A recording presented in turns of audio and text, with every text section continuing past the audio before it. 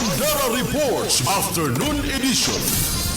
Mga cabinet secretaries ni Pangulong Bongbong Marcos Jr. pinagbibitiw sa pwesto. Nagbaba ng utos si Pangulong Ferdinand Marcos Jr. sa lahat ng mga kanyang cabinet secretaries na magsumite ng courtesy resignation. Sa madaling salita, kanyang inuutusan na magbitiw ang mga ito sa kanilang mga pwesto.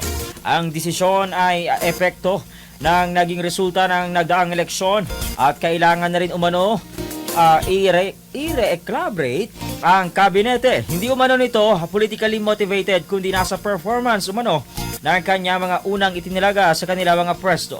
Kaugnay niya, nagapagpasahan na ng kanilang mga resignation ang mga sumusunod na cabinet secretaries: DILG Secretary John Vic Remulla, DOTR Secretary Vince Dizon, DSWD Secretary Rex Gatchalian, MMDA Chairman Romando Artes, DBM Secretary Amena Pangandaman, DOF Secretary Ralph Recto, at DOT Secretary Cristina Frasco.